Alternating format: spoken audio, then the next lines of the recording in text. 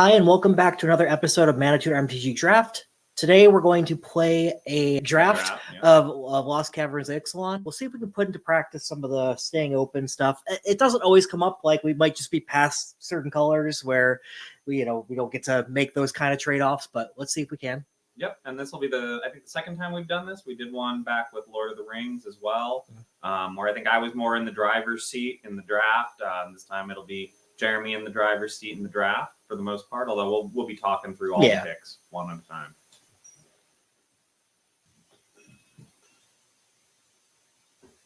All right, here we go. All right. Well, we open a pretty good rare and a good uncommon. Yeah.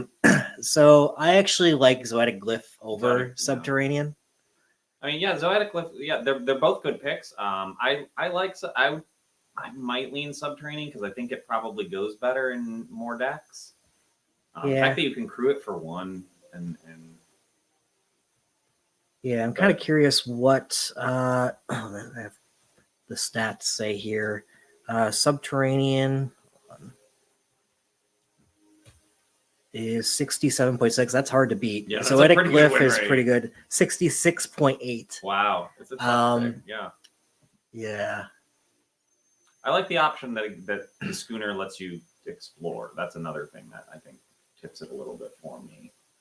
But I mean, I think either one is great. Yeah, either one is good. I'm gonna go with Glyph just because I just like it a little bit better personally. But it's like picking between your favorite children or something. They're both good. Right. Yeah. All right. So here. Got a terrible, well, fairly bad rare that got passed. Yeah. Well, it's not. It's uncommon. That's the uncommon. Sorry. But both the black uncommons are not that great. Master's Guide Mural, like you just had a lot of good success with this and liked it. I don't like it as much, but I don't know. I'm looking at the Cogwork Wrestler, and I'm like, I love me a Cogwork Wrestler. Yeah, that's what I'm favoring right now is Cogwork Wrestler. But yes, I mean, certainly if you wanted to go in another color now, there's things like Axe Draw is a great card. Would play into an Explorer, like a blue-green Explorer deck potentially. Another chance is even fine for black blue. But I like to try to stay away from black. I think staying in blue would be good. I'm kind of between Master's Guide Mural and Cogwork Wrestler, but I'm happy to just pick up Cogwork Wrestler personally. Yeah, no, Master's Guide is good, and it would certainly play with Zoetic Glyph, right? Because you're looking to enchant an artifact there. But yeah, Cogwork's good. I mean, you can Zoetic Glyph the Cogwork Wrestler, which is also not a bad move, right? Right. Here we have, so like Defossilized isn't horrible, but I don't like playing black when I can avoid it. Belligerent Yearling's a fine 2-drop. Whaling Pirates is probably the one I would lean towards. Yeah, I agree with that. You've got your artifact, or you're starting down a path of artifacts. Yep. And that's just going to add some value and some tempo play. Right, like Thrashing Brontodon, I do think is a slightly better card, but I don't want to play blue-green. Yeah, and a double green this early without seeing a lot of what else is in the pack is a big commitment to green. Happy to cut off blue from being passed that way, so we get blue on next pack. Although someone got a schooner and is pretty happy about it. So. Yeah, but they might abandon if we keep on taking the blue. So that's true. If all they get is the puzzle door. Also calling out Sunscribe. Sunscribe's not a bad card. It's a fine 2-drop in most cases. Here the blue is less tempting. Brackish Blunder does go in a lot of the aggressive blue decks. So does Captivating Cave. Rumbling Rock Slide's decent as well, but I'm kind of actually between Brackish Blunder and Captivating Cave. I kind of just want to take a Captivating Cave here.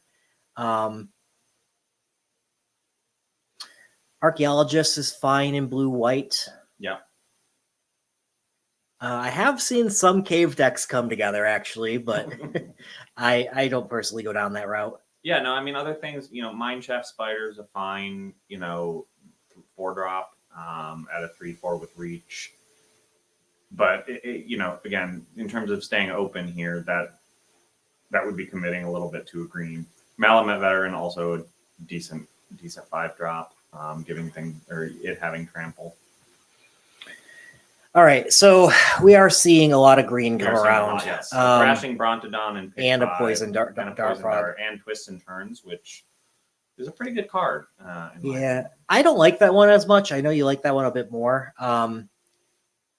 But yeah, I mean, we have to choose a green card here, I feel. Yep. Dart Frog is probably the highest. Yeah, that's. I mean, of them. I love the Dart Frog. Yeah, 62 versus I think we had versus 61.2. Yeah. And I like the Dart Frog. Yeah. Ray of Ruin is not horrible for blue-black control, but I don't know. There's too much green here. Yeah. But we're seeing a lot of green, and that's usually a sign. Eaten by Piranhas, pretty good removal here, I think. Malamet Veteran, decent mid-range. Yeah. Yeah. The sad part is I really don't want to pair blue and green. Sure. Yeah. But you don't necessarily have to. You've got one green card. So yeah. We're not committed. But there's a lot of green Piranhas coming. is the best card. There's a lot of green coming. Also, Sunshot Militia. That was the other one that I was looking at. Yeah. Pair badly with blue-red. But Eden by Piranhas, I think, is just the overall most powerful. It does go with all of our blue, so. Yep. All right. So no blue, but yeah, maybe we do go blue-black. Yeah, there's a lot of black, and seeing a pick 7 deadweight is. Yeah. The Marionette, also a good solid 2-drop. These are the three that I'm looking at: Deadweight, Marionette, and Dig's Conservator. This would be more open, but I do think these cards are ultimately better. Yeah. And I think I kind of like Marionette, actually. Marionette is a good, I like that, and it fits, and I think it. Yeah. Talking about our, quadrant theory in terms of the decks it fits in on any black archetype. Yeah. The Gore Stalker's still there. We're not quite on the wheel yet. But that actually might just be the best card. So Gore Stalker does have its place. If you can get a bunch of your sacrificing 2 crappy creatures. Sure. The Brood Rage Mycoid is not bad. Yeah. That's probably even better.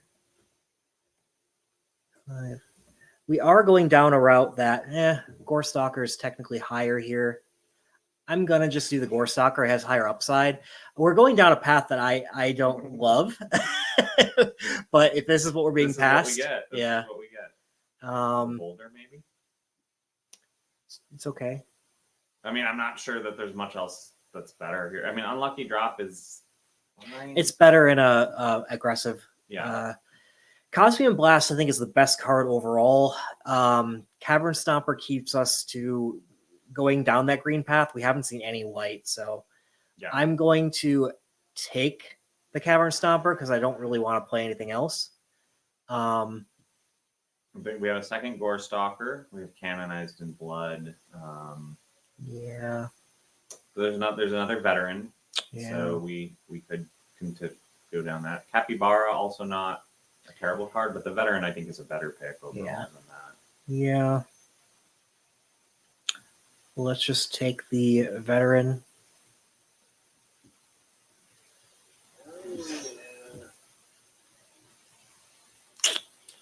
Stone Tree, maybe. I don't really like playing that card. It has pretty low stats. I think if we are going to end up in blue-black control, this thing's not horrible. It's decent upside for the late game. Yeah, I don't disagree with that.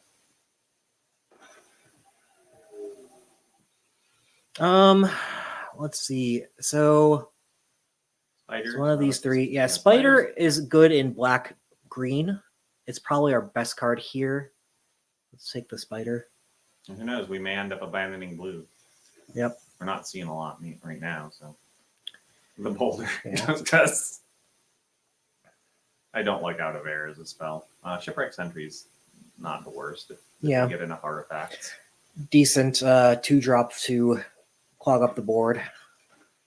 Yeah, that's not a bad forced pick. It doesn't quite go into what we want to go into, but so we get a Galta. Yeah. There's also a Nikon Zeal. I actually have never seen Galta in a draft. It's a pricey. She's very pricey. Yeah. There's a Nikon Zeal, which plays with the archetype. There's also an Oaken Siren, which is just an all-around great card that plays. Yeah. Those are the two. Taking the Nikon Zeal pretty much rules out black. Yeah, and it puts us into the green blue. I'm kind of like tempted to I haven't yet to draft green blue. Yeah. It's the worst archetype. Sure. But maybe this is the C for it. My current deck is green blue actually, so this deck looks very similar actually. All right. A lot of red. Yeah. The Brine Fang is not a bad top end. We just saw literally no red last time. I'm tempted for that, but Cosmium Raider, but we're not likely to get a whole lot.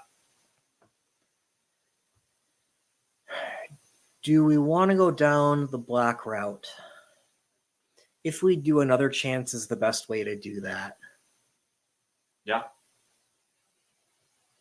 So you're thinking possibly green black or blue black? Either would actually work.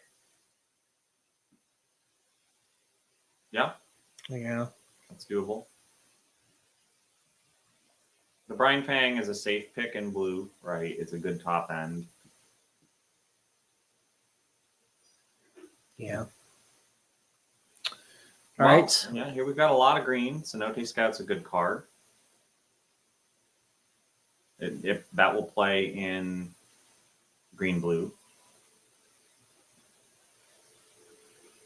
Yeah, I think we're down to green-blue, green-black. Yeah. Mm-hmm. Blue-back is still an option, but nothing here I'd want for that. So I think Cenote Scout it is.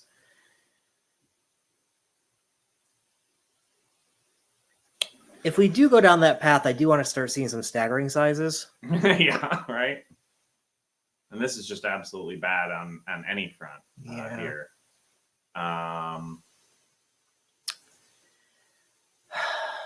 The Viper can put things back into play that we cycle down the line.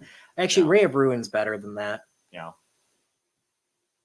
Although Self-Reflection is not the worst. Yeah. It has flashback, and so if you mill it with a mill option, it's actually cheaper. And the fact that you can basically create 2 copies of a creature you already have on the board. Yeah, I'm just gonna stick with the Ray of Ruin because I know it's a card that's playable. Yeah. Yeah. Self-Reflection has 55.3. Yeah. Skullcap Snail here is not a bad 2-drop. Yeah. Same with Basking Capybara. Bristleback. Yeah.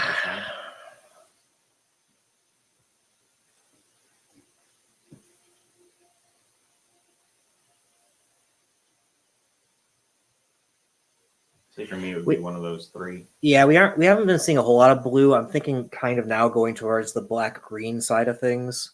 Yeah. Which Capybara actually plays decently well in that. Nurturing Bristleback too, but Skullcap Snail is the one that's going to be picked the highest there. Yeah, one of those could wheel. And there speak of the devil, there you go. We've got the Signpost uncommon right there.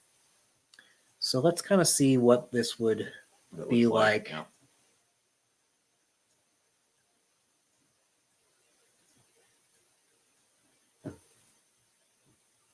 Got 3 creatures, 4 1 or 2 drop creatures already. So that's not terrible. We're not quite halfway through pack 2, so we're gonna get a good 3 drop here.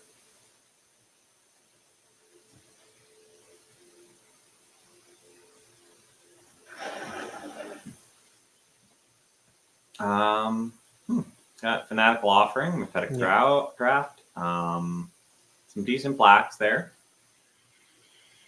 Another Capybara. I wonder specifically how Fanatical Offering does in black-green. 58.7, not bad.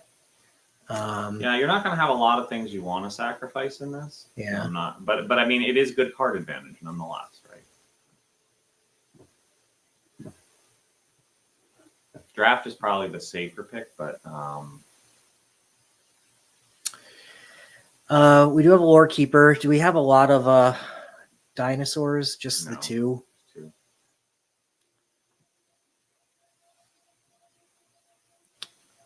The Gnar is always decent in this archetype. Yeah, you want it to die, and you can trade it up into something pretty significant. Well, while I'm not a huge fan, well, actually, hold on. Another chance. Yeah. Yeah, I'm not a huge fan of Grasping Shadows, but it can take over the game. Yeah. But another chance also will take over the game down the long term. The Skull Taker is also in there, which is not terrible. Yeah. It can get pretty big with a Descend engine, but another Fanatical Offering. Yeah. In the Presence of Ages might not be the worst thing in this deck, right? Yeah, I agree with that. Because you can mill into that and get you some Descend going. Yeah, I'm a fan of taking this one here. I think this is the only archetype it works in. Right, yeah, it is. It's the only archetype it works in, but it does work in this. And that is also not bad in this archetype, right? Yeah. Because you're going to potentially get a couple of 2-for-1 there. It's a little pricey for my taste, but the Discover 4 helps a little bit. Yeah. Another one of them. Yeah, nothing really. Disruptor Wanderglyph is not. It can be good in a mirror match where you're trying to prevent your opponent from getting to Descend, but other than that, it's pretty bad. Perfect pick there in the Capybara. Helps the 2-slot. Yeah, we need some 2-slot help and just some cheap in general, 2 and 3. Yep.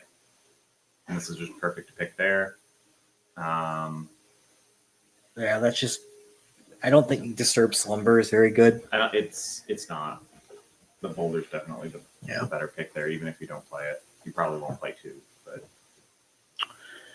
All right. We do have a Quaddy Scavenger, which is decent for this. Yep. That fills in the 3 at more power. Capybara. Yeah, but this is more powerful. I'd rather take the Stomper. There's a Leech as well of note, but we're not going to have a lot of caves. Yeah. So I think the Quaddy Scavenger is where it's at. Mm-hmm. Malamet Battleglyph. Yeah, that's a good one. It's a solid pick. There's also Fungal Fortitude, or what is it? Yeah, Fungal Fortitude, which is also it's kind of like another chance, but it counts towards your Descend, unlike another chance. Yeah, I'm not a huge fan of this card, but I'm not saying it's horrible. I'm just kind of curious, okay, it's not played enough within this archetype to show stats, but not a whole lot is. Yeah, right.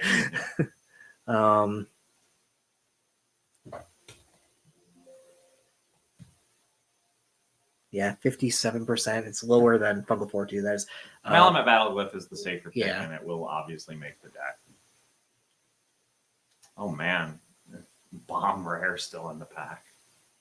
Yep. I think River Herald Guide is just the best thing here. Yeah. Secret of Sunlight's not bad, but River Herald Guide will, I think, do a better job in this because you want it to die. And as a 3/1, it'll die easy, but take the punch above its weight, so to speak. But there is also the Broodrage Mike, another Broodrage Mycoid. I don't think we need any bigger creatures at this point, really. Yeah, the thing about that is it's going to generate a bunch of smaller ones. Yeah, but what I guess we could use that for the drawing. What's the one? You sacrifice that Fanatical Offering. Fanatical Offering. Yeah. Oh, Cave Crawler. That's pretty good.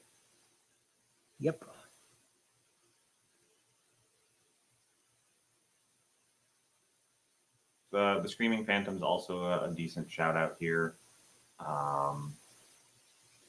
Yeah, but nothing. The Cave Crawler is the right pick, especially. Okay, we have a Death Cat Marionette, which is pretty much exactly what we're looking for. Yep. Malamet Brawler, also not a bad 2-drop. I think the Marionette plays better into this, though.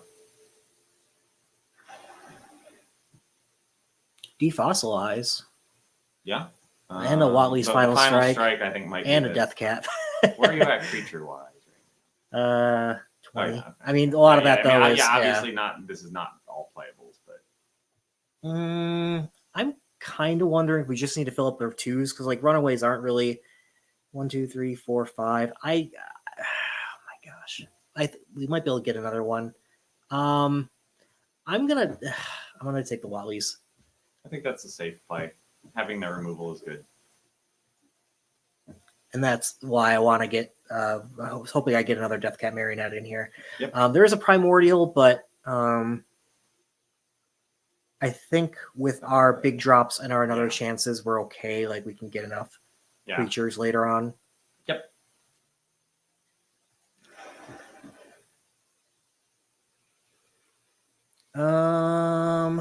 So Over the Edge isn't horrible, actually.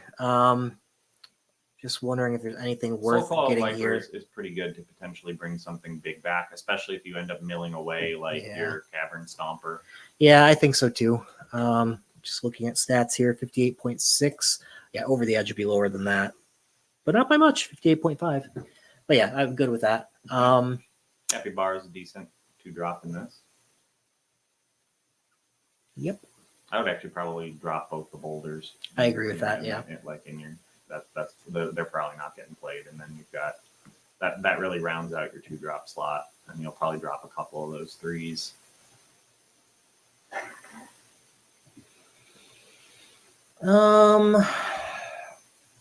Grasping Shadows is the most likely to make this. I don't. Draft is not bad there.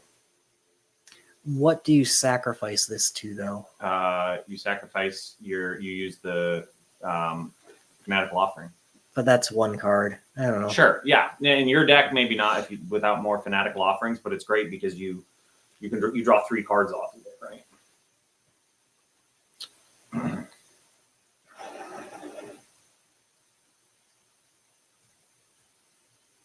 Yeah, I mean, we're picking dregs here. Late veteran probably won't make the deck though.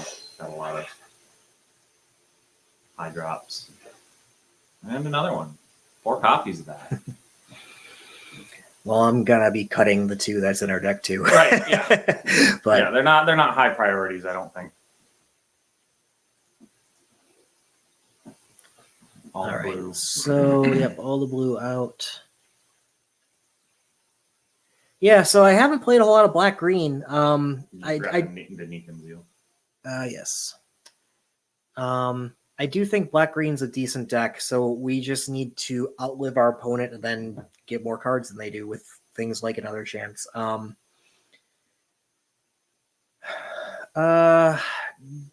Gore Stalker. I'm not sure that Gore Stalker makes this. I'd rather run a Malamet Veteran than a Gore Stalker here. Yeah, I think so too. All right, so what kind of removal do we have? We have a Battle Glyph.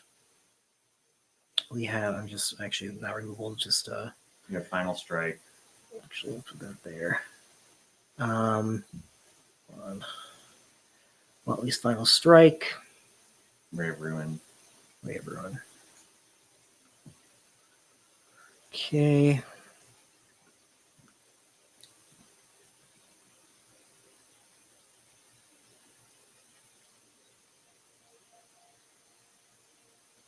Yeah, all the removal stays. These 2 are good top end. Yep. Grasping Shadows is one that I haven't really liked, but it might just be, and it's 52%. That's good reason not to like it. I wonder if it works any better in this archetype. Again, I don't have a whole lot of experience with this one. Not even enough games to be it's by top players. Let's just go to all. Yeah, 51.5%. Let's just kill that. Yep. Agreed. 4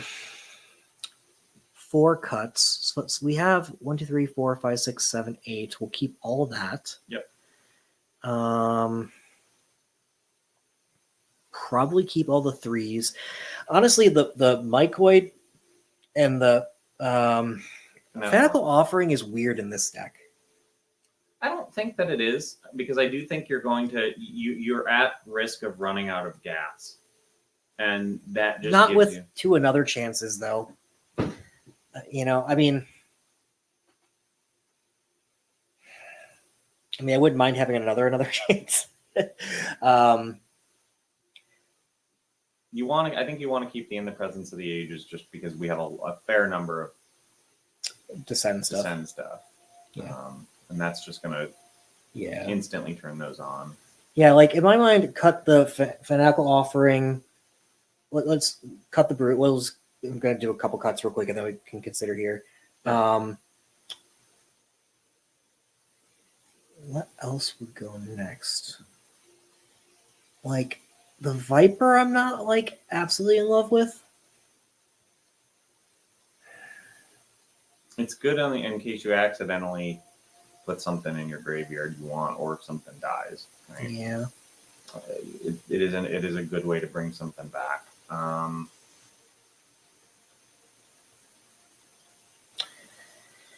Malamet Veteran. How many creatures do you have right now? A lot. 19. Yeah, I think our remaining 2 cuts are creatures. You could cut a Veteran, although I would almost cut a Gnar over the Veteran. I do think Veteran in this case is probably going to bring you in more. A 5/4 trample over a 5/2. Yeah, it's 51.3% on the Veteran, and Gnar is 54.8. Okay, I guess the Gnar is technically the better card. It's just because it's a 2-for-1. That's why. And we need all the 2-for-1s we can get, sort of thing. Which is, I get. It was your point with the fanatical offering. I get, but I'd rather have it in other forms. Mm-hmm. It's just I don't think we have enough to sacrifice that actually makes this really a 2-for-1. And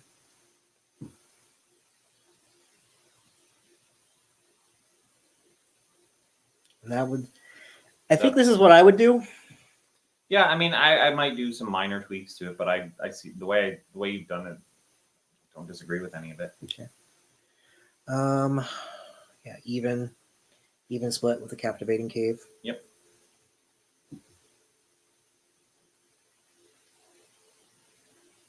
Seems right. Yep.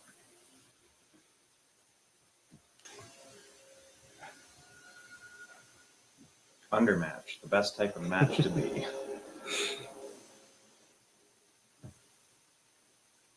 All right, we have a C note, but it is sad that that's it. But I don't really want to be mulliganing this either. Yeah, I'm not sure that I would. Yeah, I would probably keep this. You've got In the Presence of the Ages and Another Chance off of your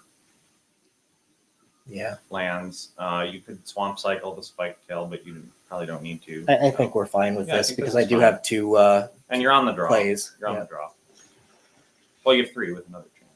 But I don't want to play Another Chance right away. I have 2 early plays, is what I was saying. No, you're gonna be fine on lands.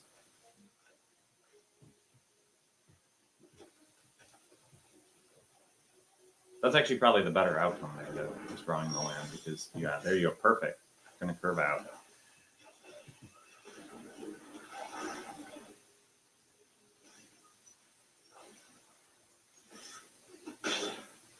We can 2-for-1 into our 2-for-1. Yep.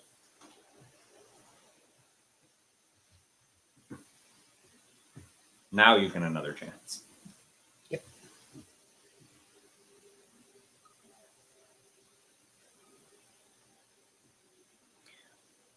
I'll do the In the Presence for Ages first. Yes, to get more options, right? Obviously, yeah. But now it's not a bad prospect. And you already almost have enough lands to play on turn 6 the Spike Tail. And he's kind of not going to be able to attack into you fairly easily unless he can deal with the marionette. Interesting.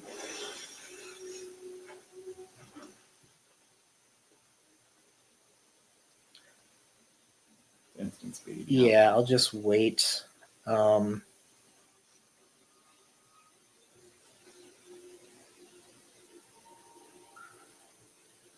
I think that's the right move. Sometimes, like, if he possibly plays counters, it can make sense to do it there, but...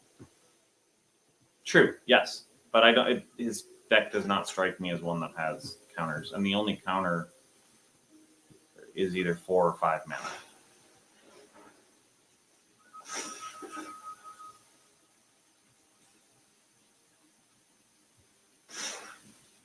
Okay. He could be holding and eaten by piranhas here, which would take Death Touch away from your marionette.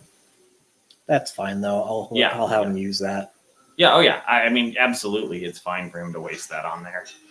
I do think I'm just going to, like, go ahead and trade here. Yeah, because that Seeker can become a problem, although he doesn't have the mana to activate it right now.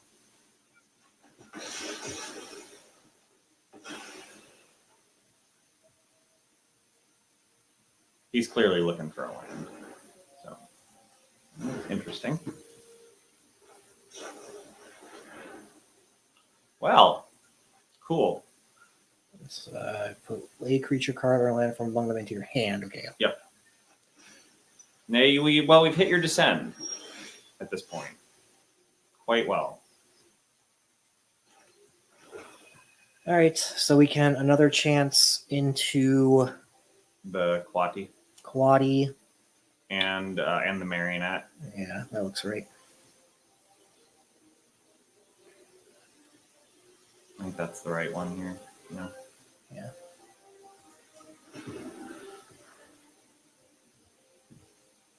Hit his land. It's not a good one though. Okay. Can't use it.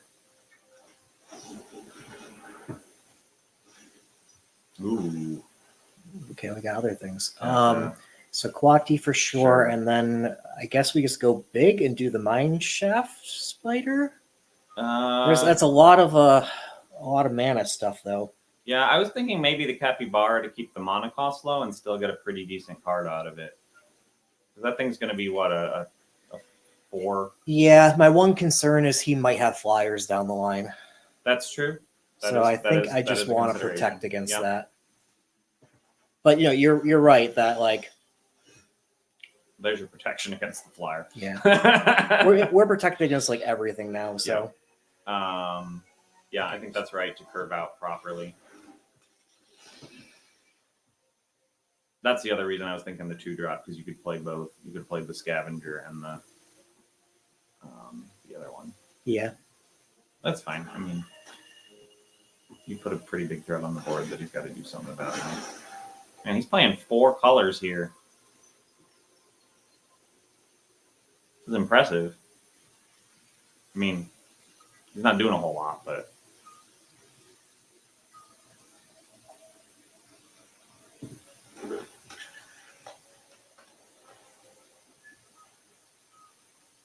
he's going to play a Sunbird standard. Watch.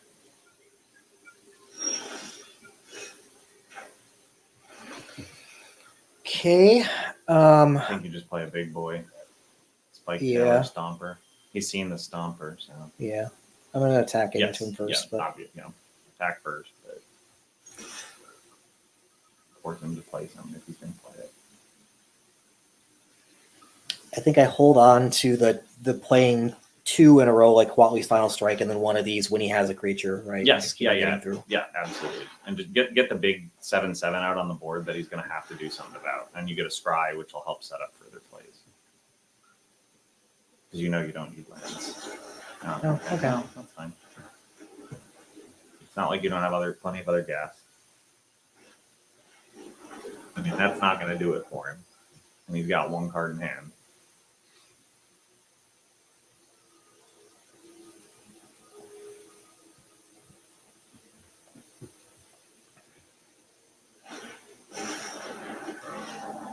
Okay. interesting. A lot of interest. This is a 5-color good stuff deck. That's what you're facing right now.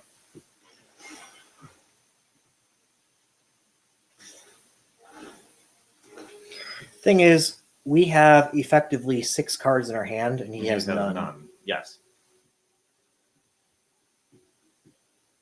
Absolutely. I don't think he realizes it's on him.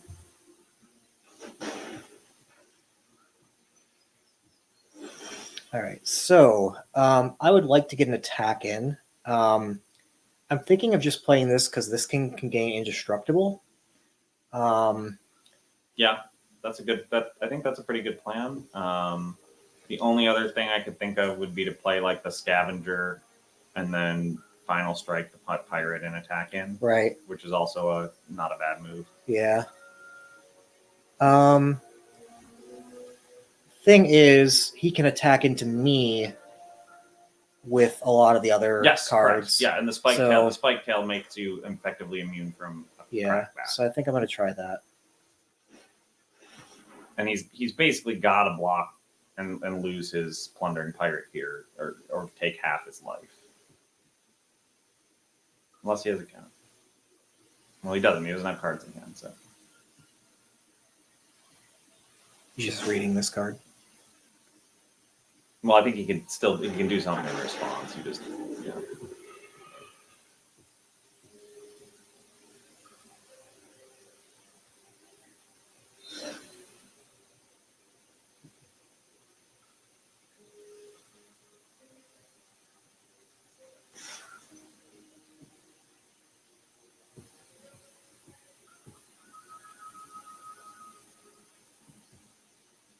Taking 7 is a choice here.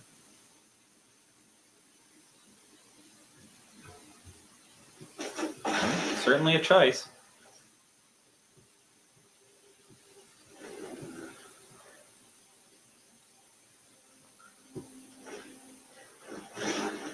Yeah, that's not going to do it. I mean, he can kill your Gnar, but... Funny thing is, if he does that, I get to do the discover effect, because this has to do it when he attacks. Correct. And then I can block whatever. You can potentially block with whatever you pull. Whatever you pull. You might do that. He might just try to kill the rampaging spike tail with doing 2 and then and then me blocking, but okay, yeah. Then again, I would just decide not to. Yeah, I mean, I would not attack here, clearly. Yeah. But okay. I don't. That doesn't do anything. That's an odd choice, but I think he didn't know what that card did. I think that might be either that. The more generous interpretation is he is throwing the game at this point because he knows he can't win. Yeah. So he can crew Careening Minecart here. He can.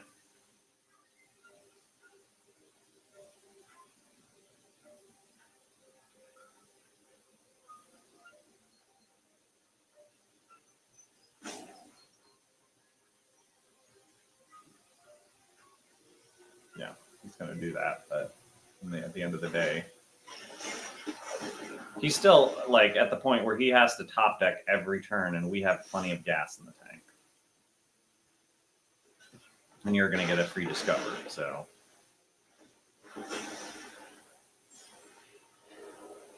Oh, and put it in hand.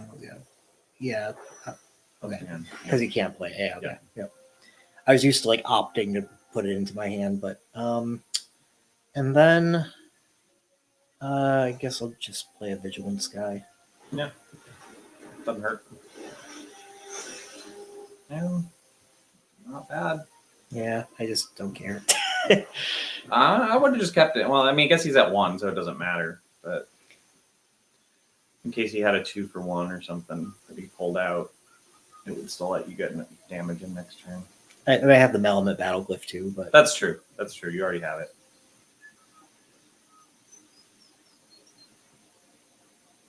It's overkill. That's not it. Look, it's a great card, but I'm wondering why he played with any black or green. He may have just been all over the place in his draft and not able to make it, but he seems to have some really good blue-red core here.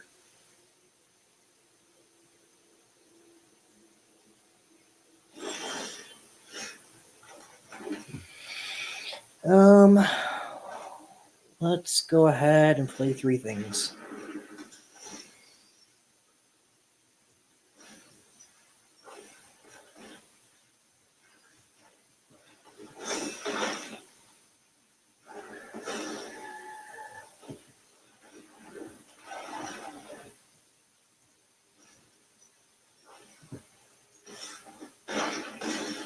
Yep. There we go. 1-0. Look just like that.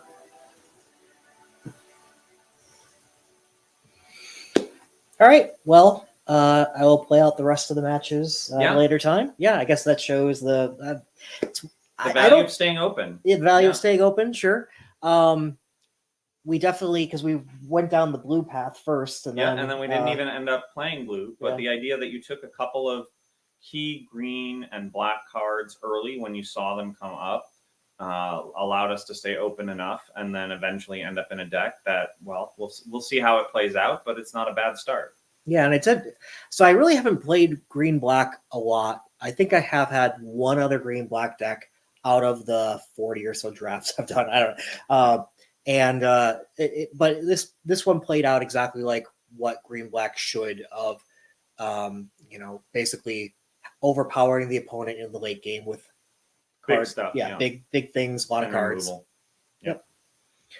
All right. Well, thanks again. Don't forget to like and subscribe to see more of these videos. See you next time. We'll see you next time.